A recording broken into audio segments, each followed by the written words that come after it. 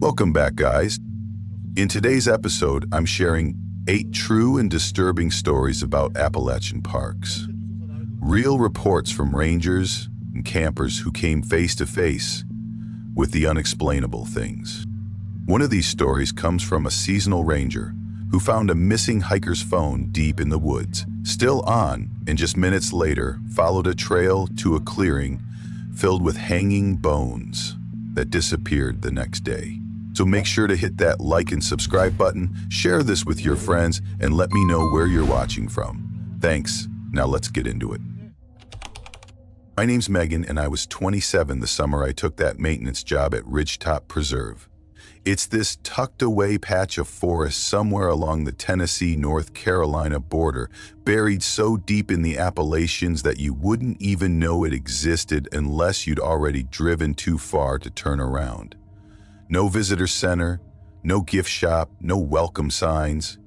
Just trees, gravel roads, and a radio that only half worked if you stood in the right spot. That suited me just fine. I've always preferred quiet jobs. The kind where you don't have to talk to anyone unless there's a bear in the trash bins or a tree across the trail. I'd done other seasonal gigs before: fire watch, boundary maintenance, even a stint patching trail markers in Oregon. So when Darren, the full-time ranger at Ridgetop, said he was taking 2 weeks off in August to visit family in Tampa, I offered to cover. That meant 2 weeks of solo duty, basic upkeep, logging trail sign-ins, and keeping the place from turning into a forgotten patch of wilderness. He handed me the radio and the keys, and that was that. The first few days went by without much to write home about. A couple older hikers with matching sun hats made it through Loop A, took their time, and left no mess. One guy drove in with a big DSLR and tried to fly a drone near the ridgeline, but I told him we had a no-drone policy. He wasn't happy, but he left. Other than that, it was just me, the truck, and the woods. On the third day I got the call. The radio crackled like usual, full of static and half words.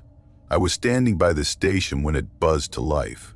Took a second to make sense of the voice, but I caught the guy's name, Rob, and the part that mattered. His sister, Angela, had gone for a hike the day before and hadn't come back. Said she was supposed to be back that evening and wasn't answering her phone. I asked if she'd signed the trail register. He wasn't sure. Said she might have taken the middle loop, which meant Loop B.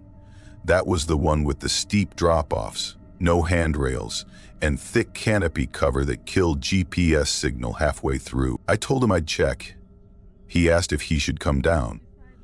I told him to stay by his phone in case I needed to call. So I pulled the register, Angela Hart, neat cursive, signed in at 2:17 p.m., no sign-out time. I hopped in the utility truck and drove to the ridge where the 3 loops branch out. That's where the trailhead parking is. Just a little dirt turnaround with space for maybe 5 cars.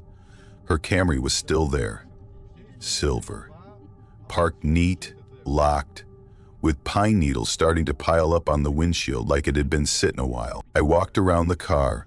No fresh footprints in the gravel, no sign she'd come back and left again, just old tire grooves and some animal tracks. I called her name a few times. Nothing. Even though Rob said she planned on the middle loop, I started with Loop A, just to be thorough. It's the shortest and easiest of the 3. Took me a little over an hour, moving at a fast pace. I called her name every few minutes, loud enough to echo. All I got back was my own voice bouncing off trees. That part always makes you feel a little ridiculous. Then I started on Loop B. It's immediately tougher. Narrow, uneven, roots everywhere, the kind of trail where you really don't want to roll an ankle because you'd be stuck for hours before anyone came by. About 2 miles in, I saw something off. There was a sock caught on a branch that was snapped halfway down, pale blue, hanging like it had been tossed, not like it slipped off. Damp, not drenched, like it had rained days ago, but hadn't dried out. I bagged it, marked a GPS pin, and kept going. That's when I saw the side path. It wasn't ours. I knew the area. This trail wasn't on any map, and it looked fresh. The way the branches were broken, still green where they snapped, leaves just beginning to wilt. It wasn't overgrown. Someone had been down it recently. There were footprints too, but no flag markers or signs like we use when planning trail expansions or fire breaks. Everything in me said not to go down that path, but Angela hadn't come back, and there was a sock, and this fresh-cut trail, and no one else around to check. So I went in. It sloped downhill fast. Ferns brushed my legs, and the air got noticeably cooler the further I went. Not cold, just cooler. Still quiet. About 10 minutes in, I saw Angela's phone, face down in the mud. I picked it up and wiped the screen. The lock screen lit up. Photo of her smiling with a black lab, 10% battery left, 1 bar of service. I tried calling Rob from it. Nothing. Tried my own phone. No better. I radioed back to the station. Just static. I left a voice log with the time and coordinates in case someone eventually checked. I kept going. The path got even narrower, then opened into this flat space. Thorn bushes on all sides, like someone had cleared a circle in the brush. That's where I found more of her stuff. Sweatshirt draped over a mossy stump, jeans laid out next to it, deliberately, like someone undressed without any hurry. Her backpack was nearby, but it had been emptied out, and the frame was twisted, like it had been stepped on or crushed. Then the shoe. A single trail runner, sitting on the ground with its toe pointed upslope, like someone had been running and lost it mid-step, laces untied. I stopped there. Something felt wrong, and not in a paranoid way. Just wrong. It hit me that I hadn't heard anything. No birds, no insects, even the leaves had stopped rustling, the kind of silence that makes you realize how much background noise nature usually has. It was just gone. Then came the footstep, soft, slow, 1 step, pause, another, not scrambling, not heavy, just steady, like someone pacing just beyond the bend. "Angela," I called. The steps stopped. I waited. Every hair on my arm standing up. Nothing moved. No voice answered. Just stillness. Then I saw it, the clearing. Circular. Too perfect. 30 feet wide, maybe? Right in the center was this tripod. 3 tall wooden poles tied together at the top with rope or twine. Hanging from the top were bones, dozens of them, strung up like decorations. Small, smooth, white. Some were shaped too much like fingers to pretend they were animals. The ground beneath was burned black, but just inside the ring. Not a wildfire. Controlled. Intentional. I didn't go in. I backed away slowly, turned, started walking fast. Not running, not yet, but I didn't look back. Every instinct told me not to. I made it back to Loop B in just under an hour. I don't think I blinked the entire time. When I reached the ridge again, Rob was there. He was pacing next to her car. I must have looked pale because he rushed toward me like he'd been waiting for hours. I handed him her phone, showed him the sock, told him what I'd found. He said we had to go back. Right now, she might still be alive. I told him not to. He looked at me like I'd given up on her. Maybe I had, but I knew what I saw. I wasn't going back in alone, or with him. I called the county sheriff. They said they'd send a search crew the next morning. Next day, we went back up with dogs, volunteers, a chopper, everything. But the trail I took?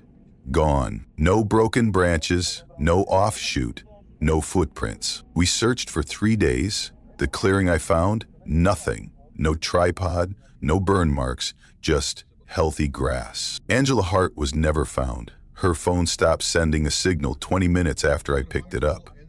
Rob stopped replying to my texts a week later. Just vanished from my phone like it was all too much. 2 weeks after that, I quit. Left the keys in the truck, uniform folded on the seat, drove home and mailed my resignation.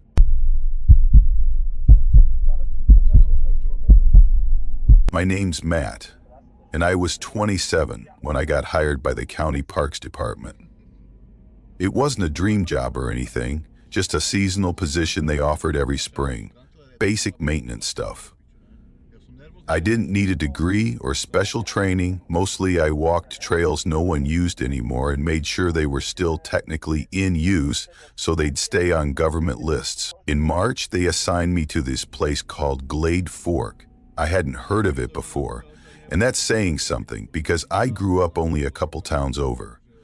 It's this backwoods section of the Appalachian Park Zone, recently reopened under a program the department called Wilderness Revitalization. That sounded impressive until I realized it just meant make it look used enough to get grants, but don't spend real money maintaining it. There weren't signs or brochures for Glade Fork. It wasn't on any of the popular maps. You had to know where to look. To get to the trailhead, I had to drive almost 30 minutes off the main road, down a stretch of gravel that looked like it'd been carved by a drunk surveyor in the 1666. The road was narrow, barely enough room for my county-issued truck to squeeze through. Trees leaned in on both sides like they were trying to swallow the path back up. The gear they gave me was nothing fancy, just a handheld GPS unit that took a few minutes to lock on, a basic toolkit with a hammer and extra trail markers, and a radio that worked maybe 60% of the time, tops.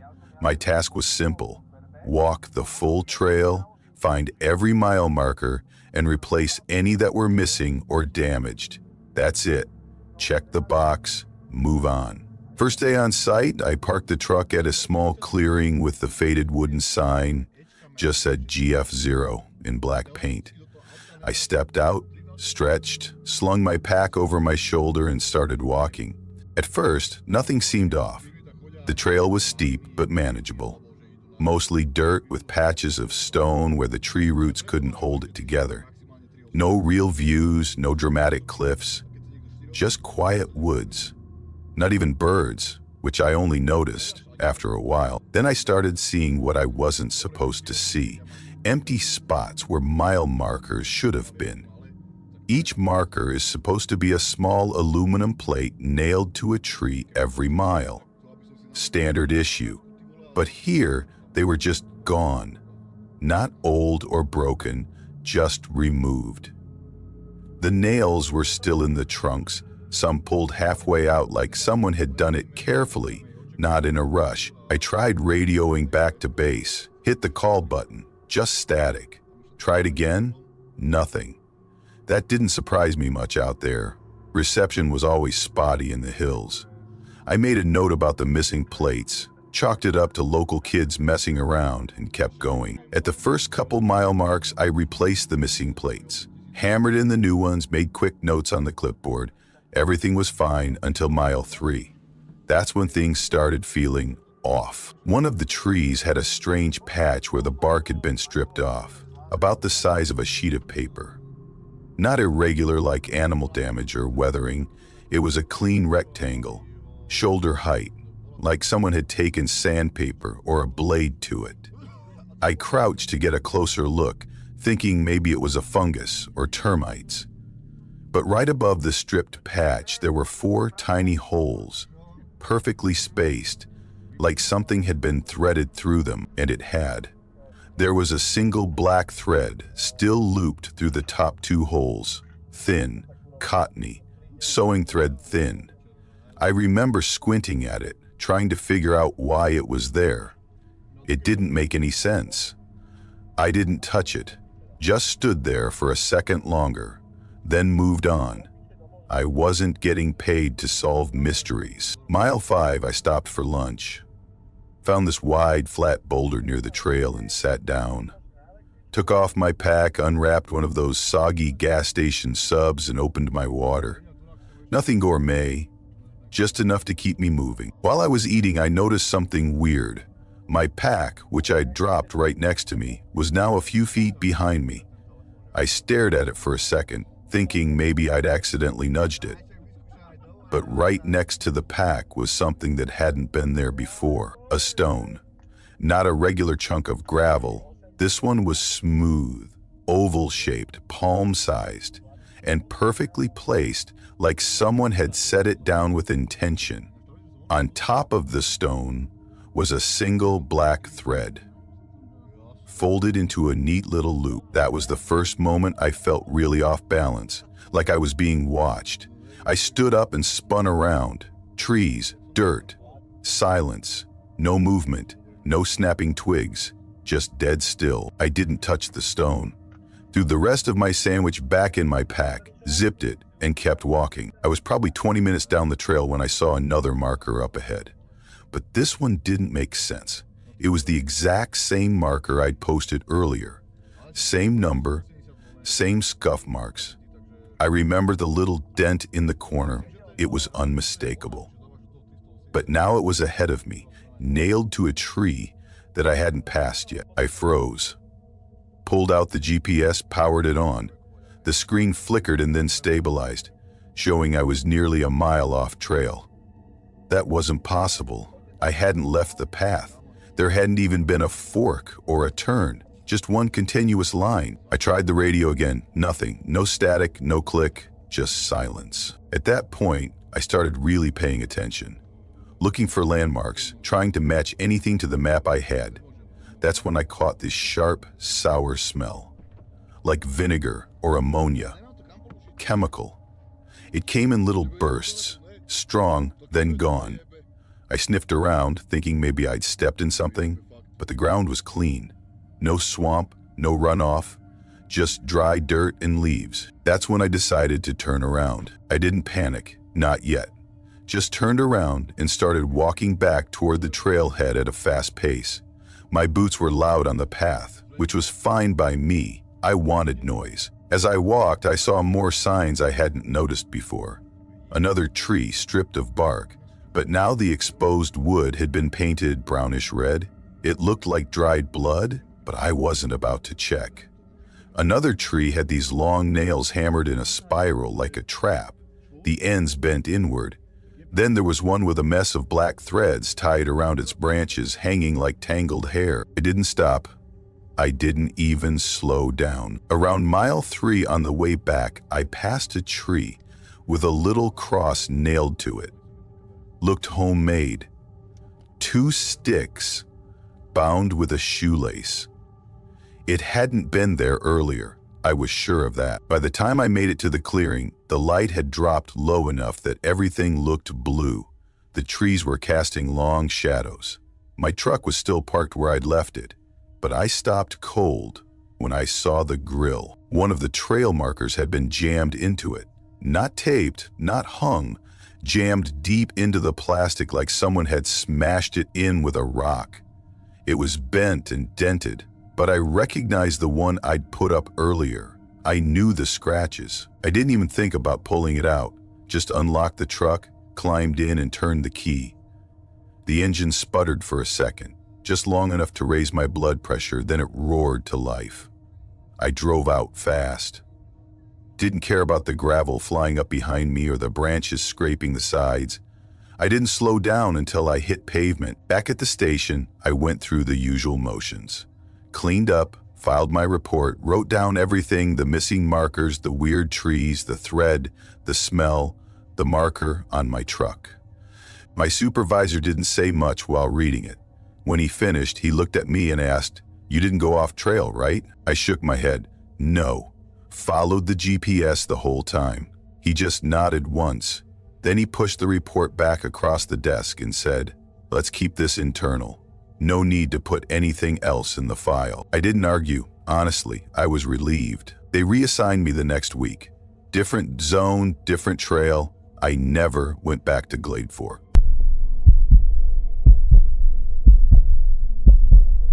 This was back in June.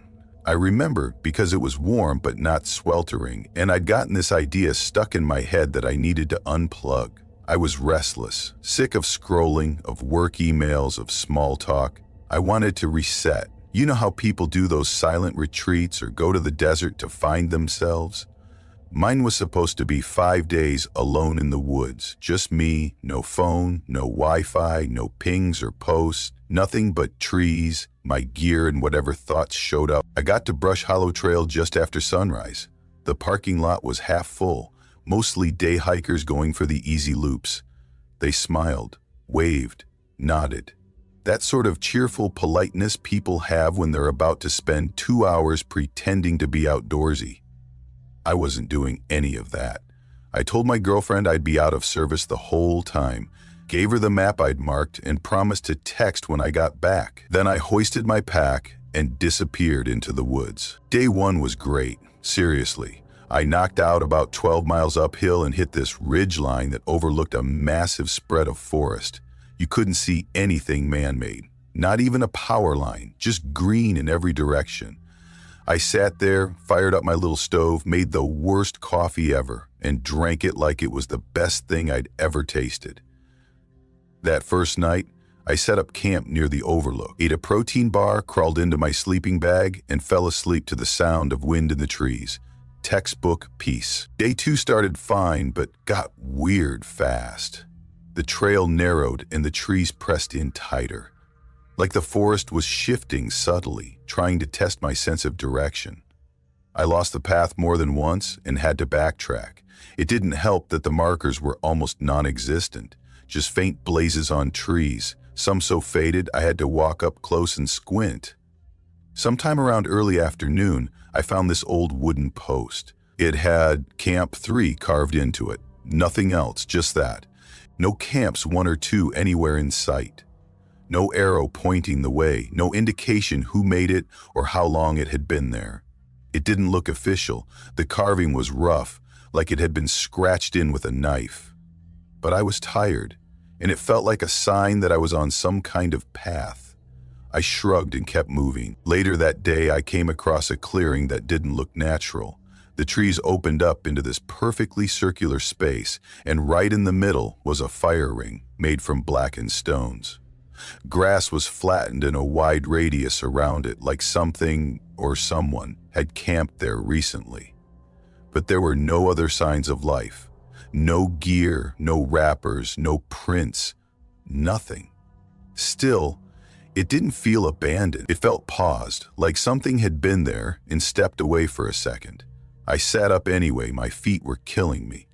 I boiled water for noodles, choked them down, and passed out as soon as I zipped the tent shut. Then I shot awake at 3 a.m. I didn't dream. I didn't hear anything at first. Just opened my eyes like someone had slapped me across the face. My heart was racing and I didn't know why. I lay there for a while just listening. And then I heard it. Footsteps, crunching on dry leaves, 30 feet out. Slow, dragging, definitely bipedal. Too heavy for a deer, too smooth for a bear. I grabbed my headlamp, but didn't turn it on. Sat up and held my breath. The steps stopped, then, after maybe 30 seconds, they started again. But this time they moved in a circle. A slow, wide loop around the tent. Not random, not the kind of meandering you'd expect from someone lost. It was deliberate. Like someone was pacing, mapping me. I stayed frozen. Knife in one hand, headlamp in the other. I don't know how long I listened. Maybe an hour, maybe more. Every time the sound came around my side of the tent, I could feel the air shift, like the space around me was being measured. When the sun finally came up, I unzipped the tent and stepped out on shaky legs. That's when I saw them. Bare human footprints in the dirt, adult size, circling my tent in near-perfect loops. No path in, no path out, just rings. As if whoever made them had dropped out of the sky, walked circles around me all night and vanished. I packed in 5 minutes flat. Didn't bother with breakfast, just stuffed everything into my bag and took off. I don't remember much of the hike that morning, just that I kept looking back over my shoulder. Every creak, every rustle made me jump. The forest was silent, but not in a peaceful way. It felt like it was listening. By mid-afternoon, I was running low on water. The map said there was a stream nearby, so I veered off trail to find it. Instead, I found something else. It was a structure. Stone walls, maybe 6 feet high, no roof, no doorway, just 4 walls with a sunken floor in the middle. The rocks were stacked too perfectly to be natural. No mortar, just tight angles, clean lines. The stones had carvings, symbols I didn't recognize, sharp shapes, Spirals that didn't lead anywhere. Some looked like eyes, others like closed mouths. I didn't go inside. I didn't even get close. My stomach turned the second I saw those markings. It didn't feel like something left behind by people. It felt older than that, like something had built it, not for shelter, but for watching. I turned around and walked away without looking back. Didn't take a picture, didn't want proof it existed. That night, I set up my tent far off trail, away from water, away from anything. I didn't build a fire, didn't eat. I just sat in silence, knife in my lap, staring into the dark. Around midnight, I heard movement again, but this time, it wasn't footsteps. It was crawling. Something slithering through the brush. Stop, drag, stop, drag, like it was feeling its way forward. It circled the tent, paused, circled again. Then came the whispering. Soft, breathless, like someone trying to speak through gauze. I couldn't make out the words, couldn't even tell what language it was. It moved closer. Every time it circled, it leaned in a little more, until I could hear it right against the fabric of the tent. And then it stopped, just behind me. I didn't breathe, didn't blink. A long scratch ran from the top corner of the tent, down along the seam, slow and steady, like a finger tracing me from head to foot. I started crying. Couldn't help it.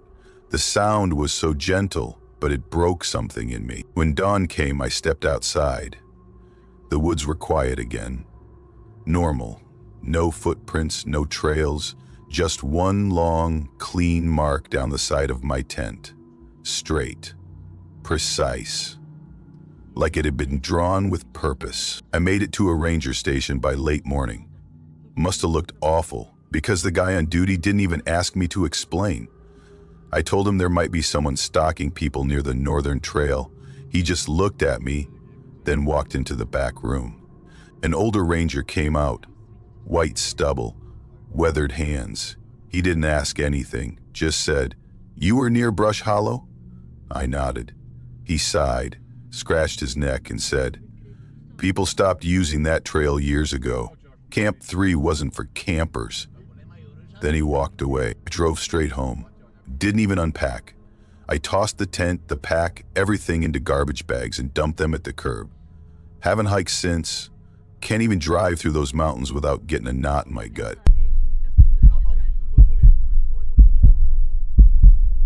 My name's Julia, and I was 24 this summer. I finally got assigned a solo backcountry rotation with the Park Service. Third season on the job, and they finally trusted me not to fall off a cliff or get eaten by a bear. I was stationed in western North Carolina, covering one of those long, rarely visited segments of the Appalachian foothills. Not the postcard parts with waterfalls and families in cargo shorts. This was the other side. Dense woods, trails that barely got used, and ridge lines that went on forever. It was the assignment I'd been waiting for. No partners, no routine check-ins, just 5 full days of hiking, maintaining, and logging trail conditions on my own. I liked the quiet, liked the feeling of being somewhere people forgot. I packed light but smart, tent, gear, radio, logbook, repair tools, and way too many protein bars I'd end up resenting by day 3. That first morning I was buzzing with energy. Took off early, moved fast. The woods swallowed up sound so completely it felt like being underwater. Birds made noise, insects were constant, but nothing human, which for me was ideal. I passed one fallen log I had to cut through, fixed a busted step on a footbridge, and made camp just before sunset near a dry creek bed. It was miles from the nearest trailhead. No footprints, no wrappers, no cigarette butts. I sat cross-legged on the ground, eating instant noodles, not even bothering with a fire. The second day started normal. I checked drainage on some switchbacks, cleared brush, and started noticing something odd around mid-morning. The trail markers, those blazes on the trees, some were missing. It happens sometimes. Paint fades, trees fall, but this wasn't that. One was sliced clean out of the bark, not peeled, carved. 4 straight cuts around the edge, like someone took a sharp knife to it. At first, I figured maybe a bored hiker with a multi-tool had gone rogue. Weird, but not unheard of. Then I kept going. A few hundred yards later, another one gone. Same deal. Clean cut, like surgery. I followed the path around a bend, and right there, nailed into a tree, where the next blaze should have been, was something new. A cross. Handmade. 2 sticks tied with string, with a rusted nail right through the center. It was about the size of my hand, looked old, but not weathered. I stood there longer than I probably needed to. My first instinct was to laugh a little. It felt like the kind of creepy decor you'd find at a bad Halloween campout. But there was something off about it, the way it was positioned, directly replacing the trail marker. Like whoever put it there wanted to make a point. I logged it, marked the location, didn't touch it, just kept moving. That night, I went off trail to make camp. I usually stayed within eyeshot of the main path, but not that time. I pushed through thick underbrush, found a patch of uneven ground between some saplings, and pitched my tent there. It was uncomfortable as hell, but it felt more hidden. Around 3 in the morning, I woke up. I'm not even sure why. No noise had startled me. Just this feeling, like something had brushed against the tent wall. It wasn't fast. It wasn't a paw or wind-blown branch. It was slower, steadier, like someone had run their hand along the side of the tent. Fabric shifted slightly under the touch. I froze, didn't breathe, just stared into the dark, every muscle locked up. I waited, listening for footsteps, for any sign that whatever it was had moved on. But there was nothing, no sound, no movement. Eventually the sky started to lighten, and I forced myself to unzip the tent. Did a slow sweep of the area. No prints, no broken twigs, nothing out of place. But right at the edge of the clearing, on a flat piece of granite, was another one of those twig crosses. Same string, same nail. Just sitting there, like someone had placed it gently and walked away. That's when I stopped writing things off as vandalism or coincidence. Something was going on. Something I didn't want to understand. I packed up fast and pushed myself harder on the trail. Didn't stop to eat. Didn't stop to sit. Every time I heard a branch crack or a bird call I didn't recognize, I flinched and spun around like an idiot. By late afternoon, I paused at a stream to refill water.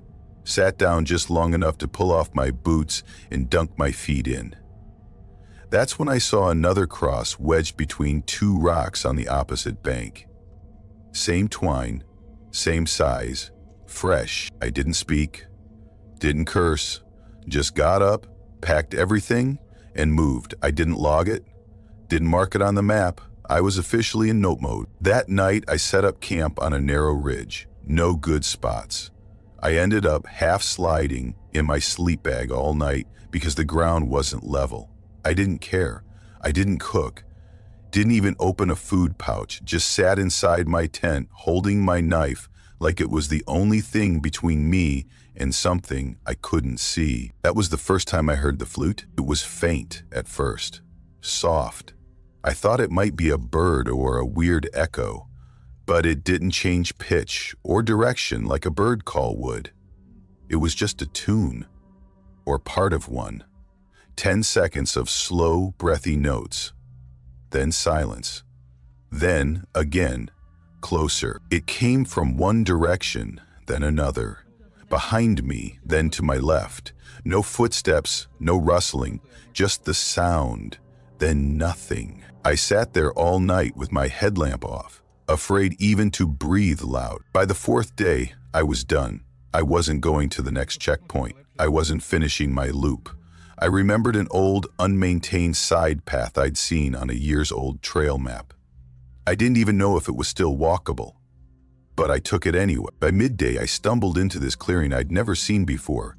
It felt wrong the second I stepped into it, and dead center was a chimney. Just a chimney. No house, no rubble, just that blackened column of stones covered in moss and soot. Around it were piles of bones. Small ones, birds, squirrels, maybe something bigger. Arranged in rings, not random, intentional. And scattered in the dirt were bare footprints, human-shaped but stretched oddly, long toes, almost like someone had drawn them in a sketch and then tried to walk it into life. The prints circled the chimney and led off into the woods. I didn't step into the circle. I didn't photograph anything. I backed out slowly, eyes wide, keeping the chimney in view the whole time until the trees swallowed it again. That night, I camped in a rush. I was shaking, muscles cramped, stomach empty, brain fried. I found a dip in the trail and crawled into the tent like a scared animal. No light, no movement, and then the flute came back. Only this time, I didn't pretend it was anything normal. I didn't sit up. I didn't blink. The melody circled the tent. It paused, then returned, louder, closer. At one point, the notes came from directly in front of the flap. Then, breathing, right outside, measured, careful, trying to be quiet and not quite pulling it off. I watched the fabric cave inward slightly, like someone leaning on it or kneeling, close enough that I could almost hear their clothes shifting. Then, in a dry, low whisper, one word. Say, no emotion, no question mark, just that word like a command dropped into my brain. And for a second, through the nylon, I thought I saw eyes. Not glowing, not cartoonish, just shapes. Watching. I didn't breathe. Didn't twitch. Just lay there, absolutely frozen, until the breathing stopped and the pressure on the tent faded. When daylight finally came, I opened the flap slowly. Nothing there. Nothing broken, nothing moved. But on top of my tent, balanced perfectly, was another cross. Same nail through the middle. I didn't fold anything. I just jammed everything into my pack, left the tent behind, and booked it. No water breaks, no map checks. I got to the old access road and didn't stop moving until I saw my truck. Truck was fine, clean, untouched, like the forest had just decided to give me back. I drove straight to the ranger station. Handed in my log. No one asked why I cut the route short. I didn't tell them. I never went back out that far again. Transferred to a flatter district the next year. One with lots of picnic areas and kids playing frisbee.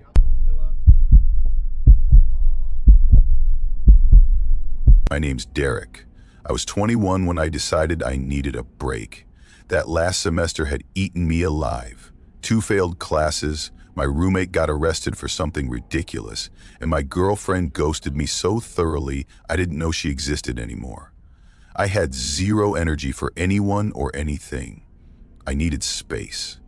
So I borrowed my cousin's beat-up Dodge pickup and drove 6 hours south into a part of Georgia's Appalachian foothills I'd only found on a hiking forum. No cell signal, no crowds, just me and whatever came next. The park was basically abandoned. Trail signs were rotting, faded to mush. The online info hadn't been touched since 2011. No visitor center, just a shabby ranger shack and a weathered map kiosk buried under scratched, yellowed plexiglass.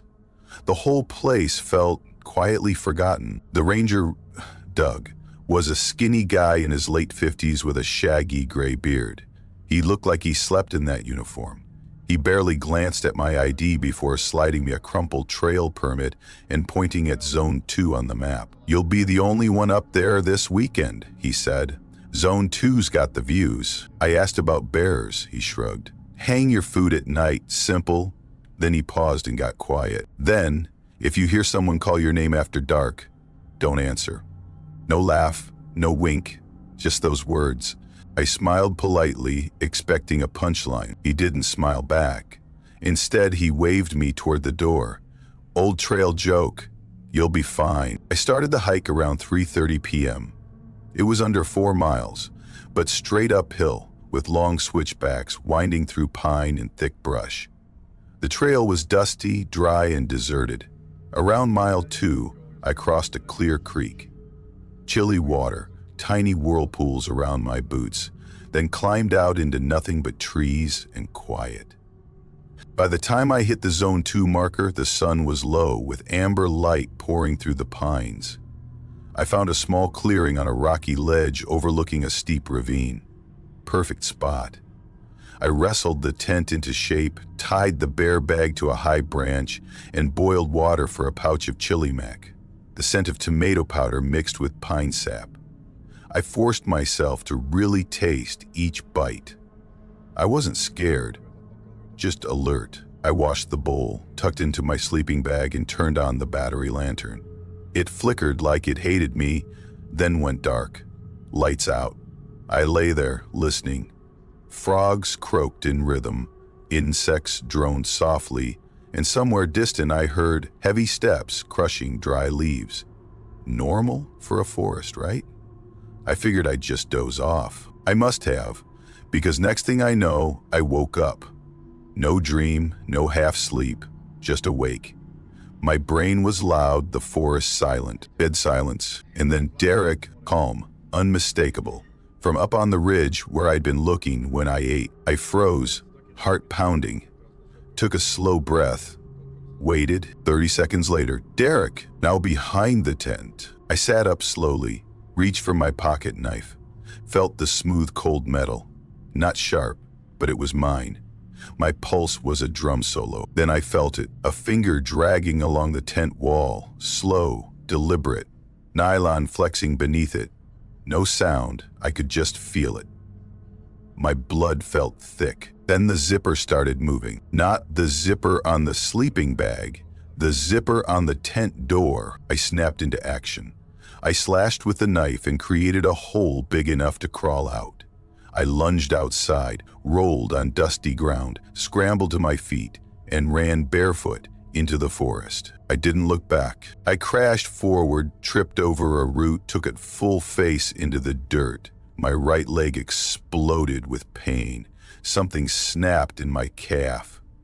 But adrenaline was pumping, so I hauled myself up and kept going. The air was weird, heavy, like it pushed down on me. Not damp or chilly, just oppressive. I ran until every muscle shook. My foot gushed blood. Arms were shredded from brambles. I skidded under a low branch and collapsed next to a fallen log, panting like I'd been drowning. I dared a glance behind me. Nothing. Then, closer this time, I heard it again. Derek. This one vibrated through the trees, clear as day. Panicked, I got up again, stumbled downhill. Stream water gurgled somewhere below. I moved by instinct, following the slope and the sound of trickling water toward the trail. That's when I saw it. A door, just standing there in the woods. No walls, no frame, warped wood with rusted hinges, black iron handle that looked worn.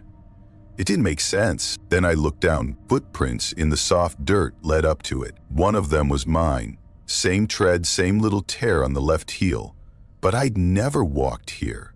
Never. And then, knock, knock. Knock. 3 solid knocks from the other side. I backed away, nearly stumbling. Panic stabbed my chest.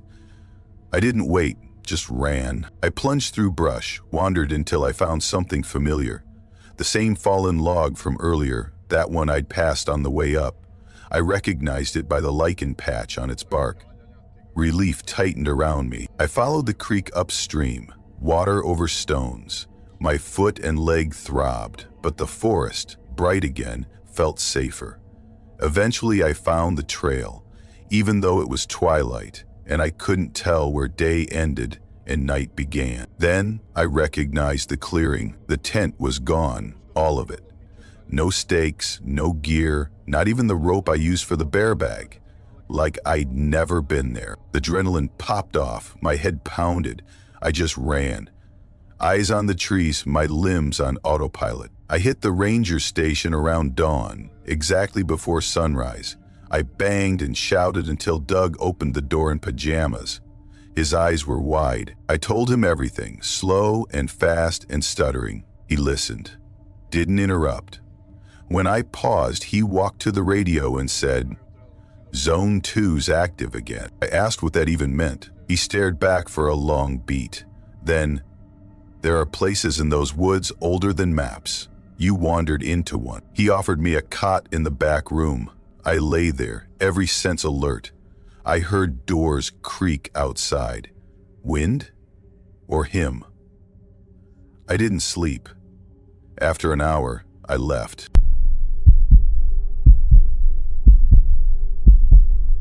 I spent just over a year working trail maintenance for the National Park Service. It's not exactly lofty. There's no crowd, no tourists, just wilderness and work. I liked it that way. Giving back felt good, and not having tons of people around was a bonus. That summer, they dropped me on a stretch of trail along the Tennessee-North Carolina line. Off the beaten path, no campsites, no signpost, not even a bookmark on the visitor center map. My assignment sheet called it North Turner Loop. Seemed official until you asked around. Nobody at the ranger station had much to say about it. Kind of like it didn't exist. The only heads up my supervisor, Rick, gave was, "Locals up there aren't fond of hikers. Keep your head down." I smirked. Maybe there was hunting season, maybe someone's property was nearby. I shrugged it off. Standard gear, 3-day food pack, handheld radio, GPS, first aid kit, trail tools. They dropped me off a mile from wherever the real trailhead might be. "We'll ping you in 72 hours, they said before rolling out. Finding the trail entrance wasn't hard. No sign, just a rusted, half-buried chain tied between two trees. Sparrow-thick forest beyond. Branches tangled overhead so tightly sunlight had to squish through. Vines snaked in loops, curls, like they were doodling in cursive. It didn't read as untouched, more like tampered with. That first day was productive. Cut through low branches, rebounded footbridge supports, logged tree fall for the saw crew. No footprints, no litter, just clean wilderness. By late afternoon, I was a good 5 miles in. Found a clearing maybe 20 feet wide, set up camp. Boiled water, tucked into ramen, jotted notes in my log. It was silent, too silent. No wind rustle, no bugs, not even the low rumble of distant traffic. Just me and the hiss of boiling water. Just as I zipped up my tent, I heard it. 3 knocking sounds. Solid, slow, 3 thumps. Deep and deliberate. I unzipped the tent, flashlight ready, scanning the tree line. Nothing, just thick, dark trunks. Called out, "Hello?" Nope, just silence folding over me. I settled in, but sleep was nearly impossible. Every hour or so, 3 knocks. Variable distance, sometimes right on the tent, sometimes off in the trees. Morning came, I packed up quick. Trail descended into a ravine around mile 7. Mud seeped up every step. I slipped twice, saved by thin roots. At the base was this stack of rocks arranged like a totem, 2 feet tall and neatly piled. On each rock were sharp symbols, not letters. Spirals, triangles, circles in circles. One stone had a faceless figure etched on it. Empty hole, where a head should be. I took pictures and logged it. Could be folk marker, some old boundary thing, but the surrounding trees, bark stripped in perfect horizontal bands, like something had encircled each trunk, clawing in rings. Unnerving stuff. After that, the trail began swallowing itself. Overgrown, hidden. It felt like the woods were trying to eat the path, like something didn't want me following it. At noon, I stumbled on a torn canvas backpack, camouflaged by leaves. Felt like it sat there years. Inside were moldy socks, a rusted multi-tool, a notebook so waterlogged pages stuck together, and a hand-drawn map. The map didn't match anything official. No North Turner Loop. Instead, labeled trails like Witch Ridge, Hollow Mile, Red Ash Hollow, kill the logic kind of names. I slipped it in my pocket, figured I could show it to someone later for answers. Then I heard it again, 3 knocks, behind me. I spun, shining the light. No, my boot hit something half buried, a single hiking boot, and inside, bone, dry, brittle foot bone. That felt real, cold. And the radio? Totally dead, all static. Noah channels silent too. I started moving faster. Shapes flitted in my peripheral vision, just on the edge of the beam, gone when I looked. Trees creaked. Every so often that knocking followed me, sometimes ahead, sometimes beside, never behind. Around dusk, I pulled up by a stream, no energy left. My legs were jelly. I set up the tent reluctantly, rigging a makeshift alarm system from cord and utensils. Something small to rattle at the sign of movement. I woke up at exactly 1:12 a.m. Cord rattled so loud my heart nearly jumped out. My watch read it. Instinct had me up, blindfolded by darkness, knife in one hand, flashlight in the other. I saw it. Tall, spindly silhouette stepping backward into the shadows. Too tall, too thin. A not human notch in reality's belt. I shouted, "Hey!" Silence. Then the 3 knocks again, 10 feet behind me. I didn't stay for more. Tossed gear into my pack, left the tent half standing and started walking. No GPS, no light, just the cold feel of packed earth underfoot and hope I could follow the stream to civilization. By dawn, I passed a collapsed lean-to. Not on any map, just dead logs, soggy roof. I crawled beneath it, wedged myself behind a rotten bench, and huddled there, waiting for morning. Then I heard it. Soft breathing, wet and slow, definitely not animal. My breath stuck, and I didn't move, just heard it rising from under the floorboards. Then a voice, croaked so low it felt like gravel sliding down a slope. "You walked too far." I ran, legs carrying me downhill, swerving out of sheer adrenaline. I didn't pause until I hit, of all things, a gravel road. I fell in front of a ranger's truck, parked for supply delivery. Couldn't even speak. Rangers looked at me like I'd lost it. I handed over the map and the stone pile picture. They sent in a team. They found the backpack. They found the stone mound. But they didn't find the boot. Not the bone. They shut that trail down. Long-term restoration, they said, and they told me not to talk about what happened.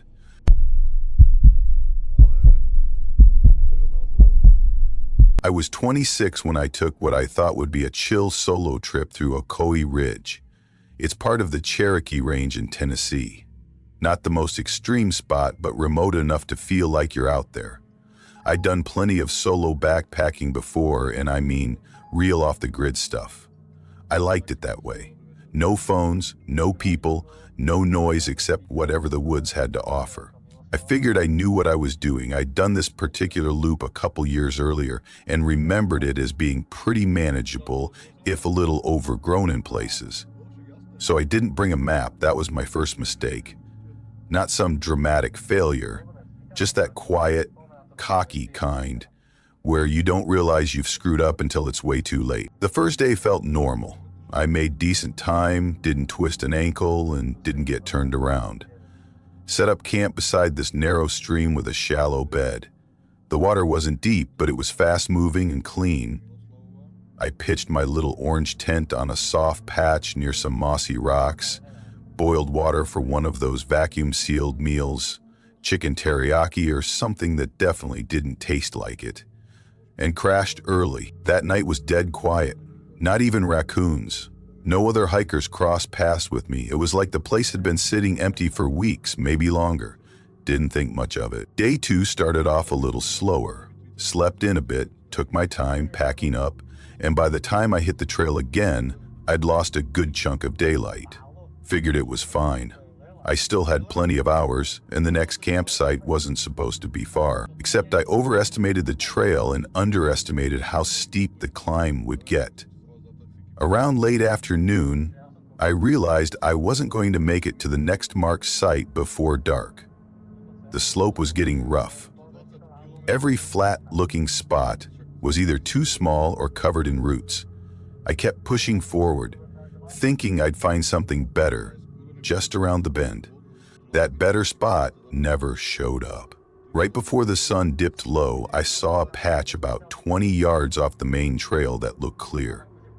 I had to push through some scratchy underbrush and low branches, but eventually made it into this uneven opening.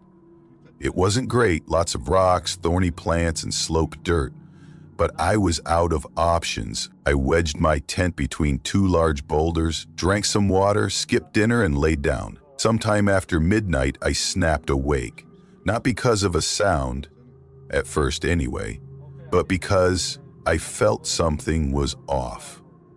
Like that weird half-awake alertness, where your body knows something's wrong before your brain does. Then I heard it, breathing. Not mine. Low, steady, deliberate. Like someone was standing just outside the tent, inhaling through their nose, exhaling slow through their mouth. I stopped breathing entirely and just listened.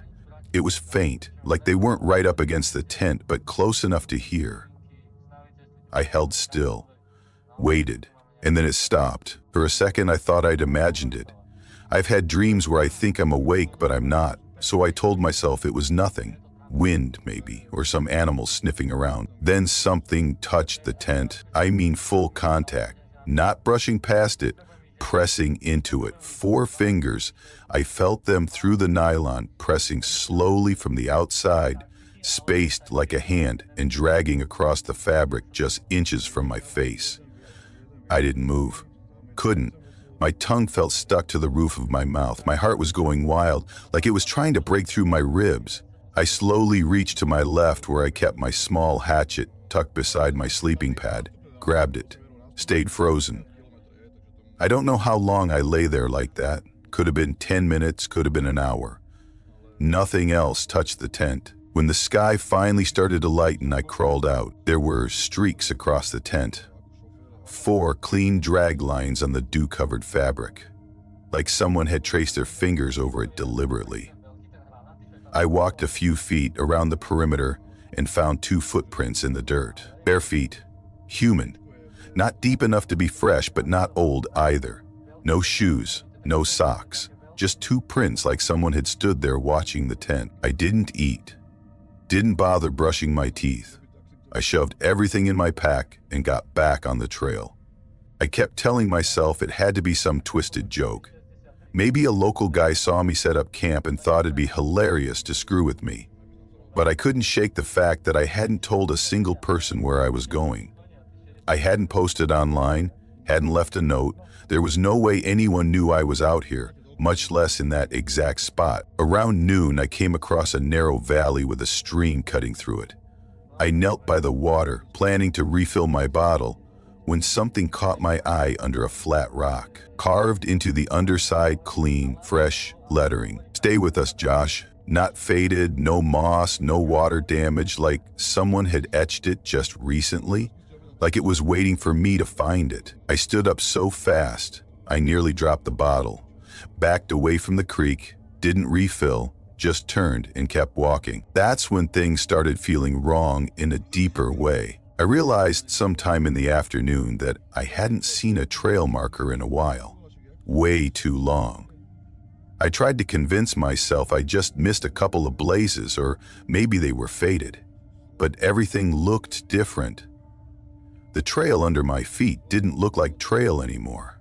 The trees were spaced weird, taller, thicker, older. I turned around and tried to backtrack. Figured if I retraced far enough, I'd hit something familiar. Instead, I walked straight into a clearing I swear hadn't been there 5 minutes earlier. In the center was a triangle of stones with 3 long sticks planted in the dirt.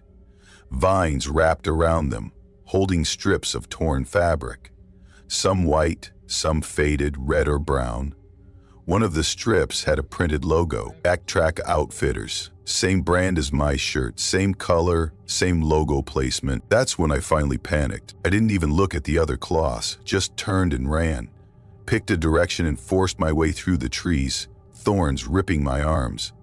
My shirt caught on a branch and tore, but I didn't stop.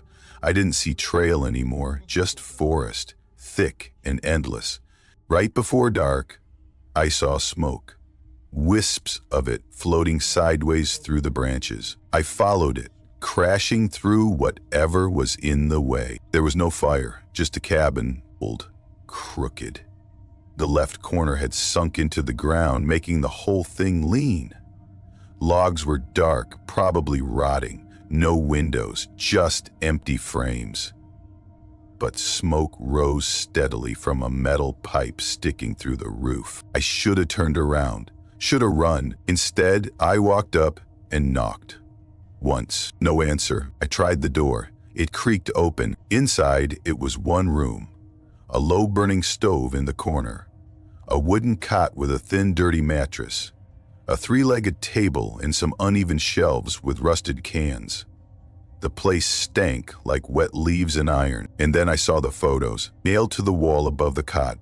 Polaroids, dozens, some yellowed, some crisp, all of people sleeping in tents, different camps.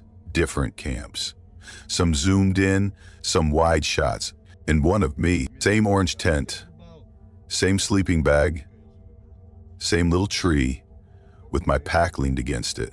Timestamp printed in the bottom corner, 2:37 IEM. 2 hours before I woke up. They'd already been there, took the photo, left, came back. I pulled it off the wall with shaking hands, turned to leave and glanced out the window. Something pale moved between two trees. Just a glimpse, like a shoulder, an arm, not close, maybe 50 feet out. But it was watching. I ran. I didn't look back. At some point I tripped, scraped my arm and ripped the photo. Still kept running. When I finally stopped, it was pitch dark. I crouched in a ditch and stayed there, knees up, holding the photo like it was a shield. I stayed until daylight. Eventually I found a trailhead, no clue which one, just walked until I hit gravel, then pavement. A pickup truck rolled by, slowed, and backed up. Guy leaned out, asked if I was all right. I didn't answer, just climbed into the bed. At the ranger station, they gave me water and bandaged my arm. Said I looked dehydrated. I told them I got lost, nothing else. Didn't mention the photo.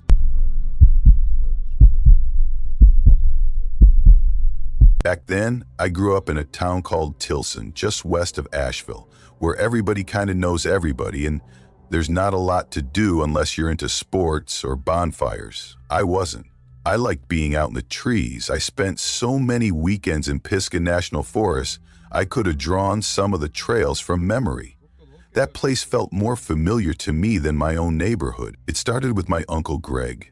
He was my mom's younger brother, kind of a quiet guy. He wasn't some hardcore wilderness dude or anything. He just liked the peace of it.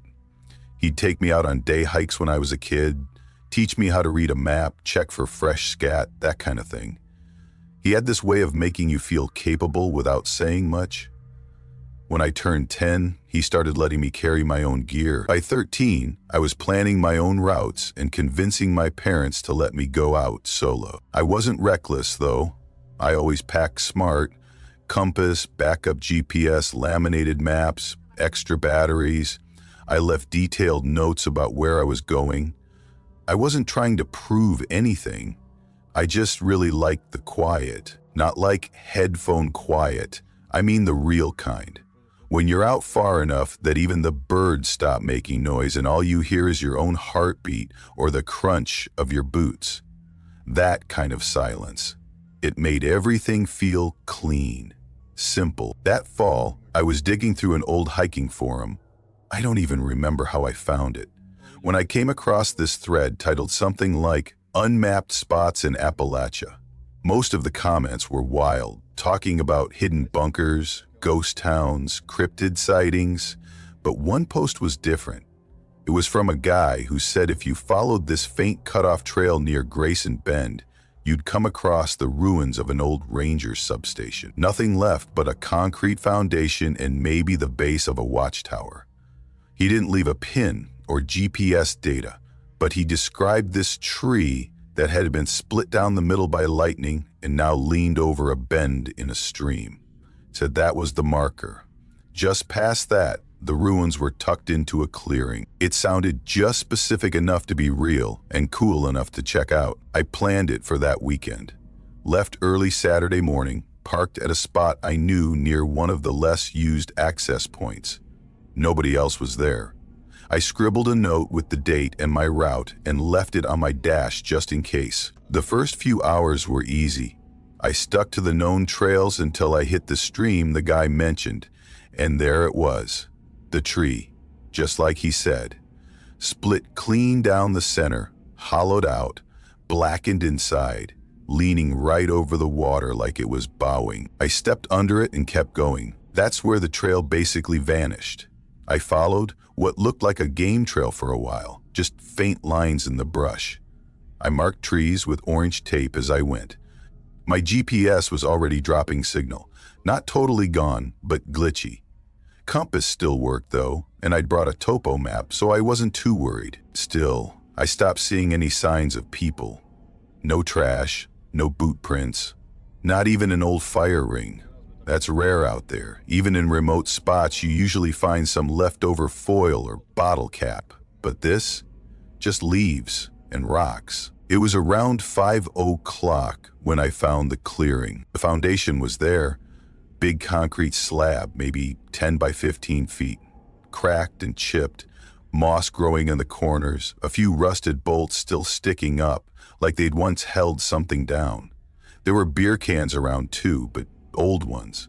Faded labels, some crushed, half into the dirt like they'd been stepped on years ago. What struck me most was the shape of the clearing itself. The trees around it formed this almost perfect circle. Not dense, but just enough to feel enclosed. I figured it was a good windbreak. Set up my tent right on the concrete, hung my food bag from a branch nearby, and made dinner on my little stove. Noodles and jerky. Basic but warm. When it got dark, I crawled into my sleeping bag and zipped the tent, and just lay there. I couldn't sleep, not even a little. I told myself it was just nerves. New place, weird vibe, probably nothing, but I kept feeling like something was waiting, like it wasn't just me out there. I wasn't hearing anything big, just soft stuff.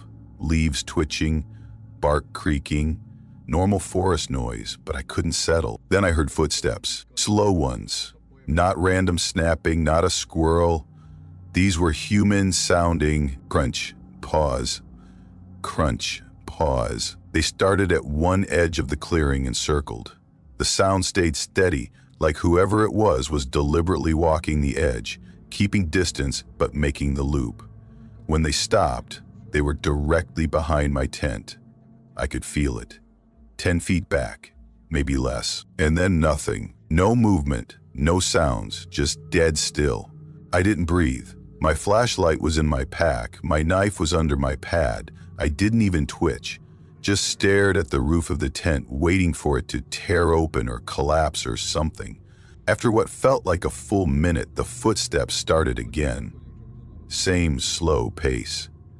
They circled once more, then faded into the woods. I didn't sleep at all after that. At first light, I unzipped the tent and stepped out. Everything looked normal. The gear was untouched. No prints, no broken branches. Even the food bag was fine, but I didn't waste time. I packed up fast, skipped breakfast, didn't refill my water, just got moving. I followed my own tape markers back, but something felt off, like I was walking through a place that looked exactly like the one I'd just been in, but wasn't quite the same. The rocks looked sharper, the trees taller, same general landmarks, but older, or wrong somehow. Still, I found the split tree again by mid-morning, and that gave me a little relief. Main trail was just ahead, but then I hit the bridge and stopped cold. The trees lining both sides had been slashed, dozens of them. Vertical gashes, all about 2 feet long, all carved at the same height. These weren't from knives. They were wide and ragged, like something huge had dug into them with claws or a heavy blade. They hadn't been there the day before. I froze, and then I heard something on the far side of the bridge, not footsteps. Just pressure, wood creaking under weight, something shifting its stance, and then silence. I squinted into the trees ahead and saw it, a shape, between two trunks, too pale for bark, too tall to be a person. No features, just a smooth, still form. It wasn't moving. I turned and walked, not fast, not slow, just steady. I didn't look back. Used the compass to cut a wide loop back toward the trailhead. Took way longer.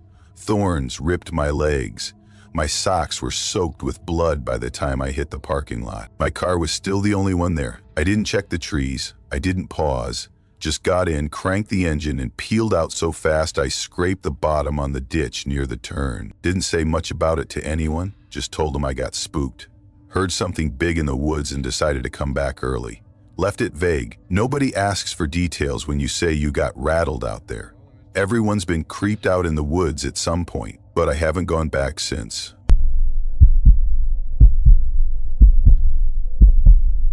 I was 29 when I finally went on this solo weekend hike. I'd been plotting it for 2 weeks using some old Ranger trail map. Picked a loop near the Tennessee border. Quiet, secluded, exactly what I wanted. No deadlines, no other people, just me, the woods, and enough solitude to feel like I'd actually left everything behind. I rolled into the trailhead parking lot at noon. A shiny Friday start. Signed in, name, phone number, estimated return time. Nobody else was there, I checked. Just my truck and an old maintenance van parked behind the ranger shack, which looked like it belonged in another decade. I slung my pack on, tightened the straps, took a deep breath, and stepped onto the trail. The beginning of the hike was peaceful in a way that feels almost strange. The red trail markers were crisp and easy to spot. I crossed a couple of creeks, shallow, water clear enough to see the rocks at the bottom. A small snake lay on a sun-warmed stone, flicking its tongue at me before gliding away.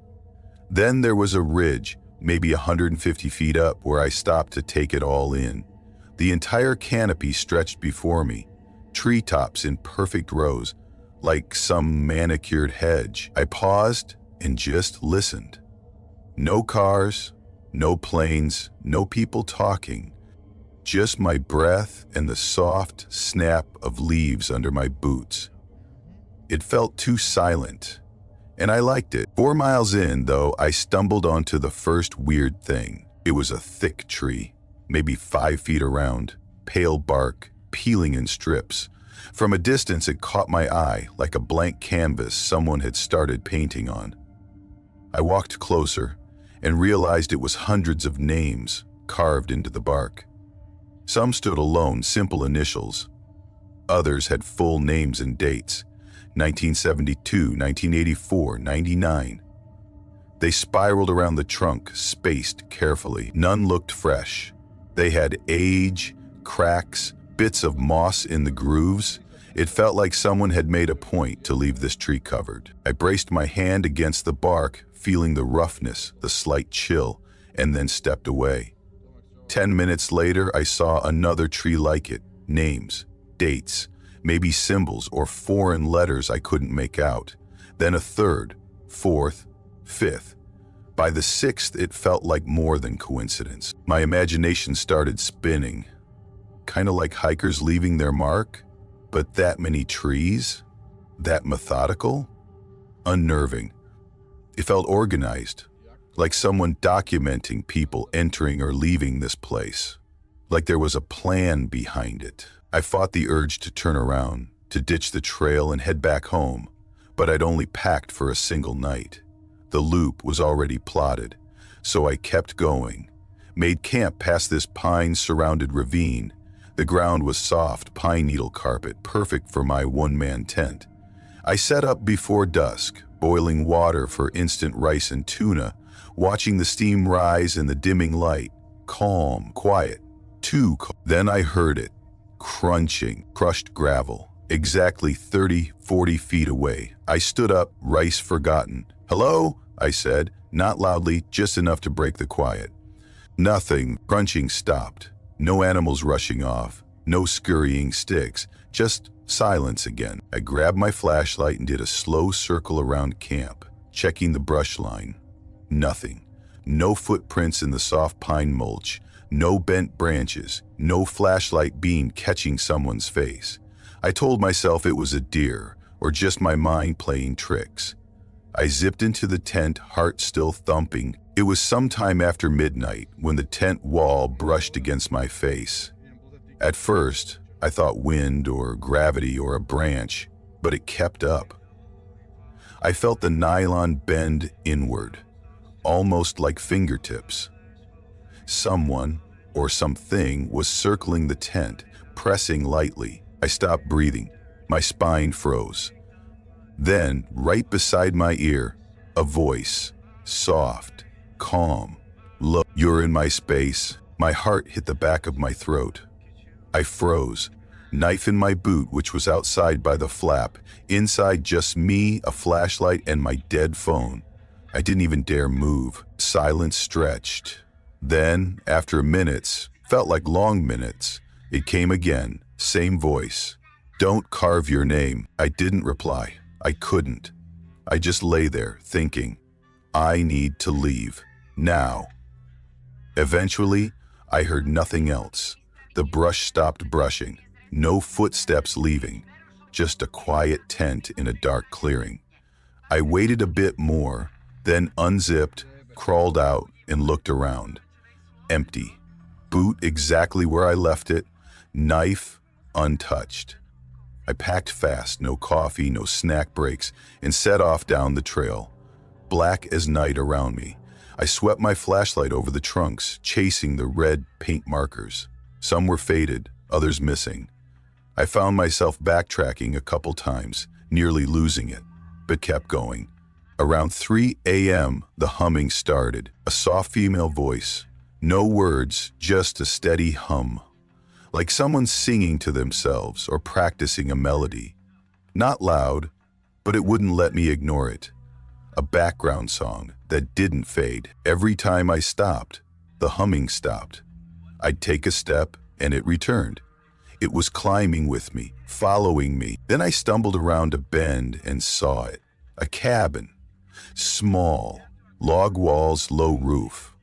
Warm yellow glow through a square window. Door cracked open, the humming louder now, right from inside. But I didn't want any closer. I detoured off the trail, kept the cabin to my right, roots underfoot, boots whisper quiet. As I cleared the back corner, a man's voice, again soft, calm, coming from right behind that window. "Don't go near her." I swung the flashlight but saw only trees, no sign of human. The humming cut out. The window went dark. No more hesitation. I ran, feet pounding, chest burning. I kept to the trail, not pausing even to check markers. I ran in bursts, slowing only to make sure I hadn't gone off course, but mostly just pounding forward. Dawn started to lighten the sky when I saw him. Guy sitting on a rock by the path, pale like he hadn't seen sunlight in weeks, bloodshot eyes. His clothes looked clean and new, like he'd never hiked. Just torn at the collar, but otherwise crisp. He looked at the ground when I approached, then snapped his head up as I passed. "You came from the cabin?" he asked. I shook my head. Voice stuck. He nodded, like he expected that, then pointed ahead. "You're almost out." That was it. No follow-up, no offer to walk with me, no questioning what happened. I just walked past. Didn't look back. When I reached the parking lot, the ranger, the same woman from before, was at the desk. She glanced up from her clipboard and said, "Back already?" I told her I'd changed my mind, mentioned the carved trees, the tent voice, the cabin, the humming, the man. She didn't write anything, didn't ask for more. She just looked at me and asked, "Did you carve your name?" I said no. She gave a firm nod and said, "Good, go home." I walked back to my truck and didn't sleep another second until I hit the highway.